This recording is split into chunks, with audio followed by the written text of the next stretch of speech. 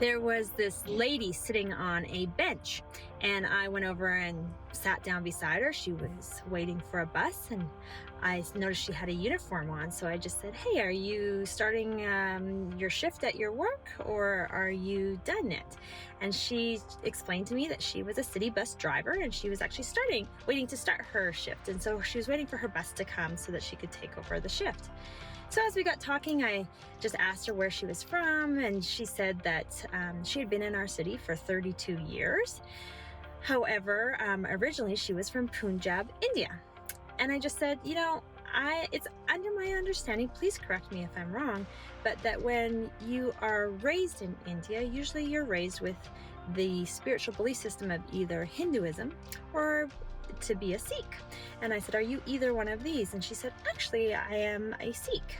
And I said, "Oh, I've actually been to the Sikh temple in our city. I went on a tour and had a meal there in order to find out more about that spiritual belief and that religion." And she was surprised, and she said, "Oh, I've been there too." And so as we got talking and I asked her some questions, I just said, "Hey, I love Jesus. Have you ever heard about Jesus or anything about him?" And she said, "Actually, not very much." She didn't really know anything about him, but she was very open to all spiritual beliefs. And so she did say, though, that her husband also worked for the city as a bus driver, and one of his regular clients ended up giving them a Bible. And she said, "We have this Bible. It's a beautiful Bible, but I've actually never opened it up. It's at our house." And I said, "Oh, well, let me tell you about it if you ever want to look into it." And so I began to tell her about the Old Testament and the New Testament and some different books of the Bible of what they were. And as I was explaining it to her, I could see that time was sort of ticking away and her bus was about to come. And so I just said, "Hey, you know what?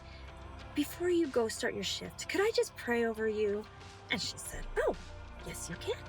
And I said, "Is there anything specific that I could pray for you for?" And she said,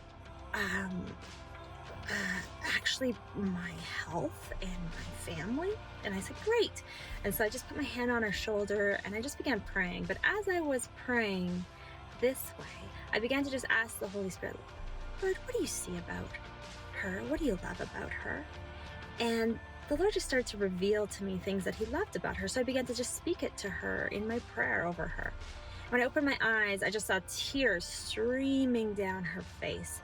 And she assured me they were happy tears, and she gave me a great big hug. And she said, "I've never had anyone in my whole life pray for me." And I said, "Wow, that's incredible." And she began walking away because her bus had arrived, and she turned, she said, "I will never forget that you did this, that you prayed for me. In fact, I'm going to go home, I'm going to open that Bible, I'm going to start reading it." And then she got on her bus.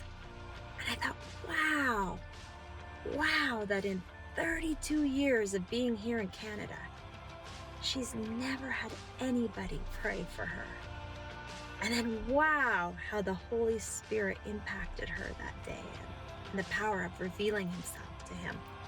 I just think, wow, how neat is it when we obey and we take a risk and we reveal Jesus to people.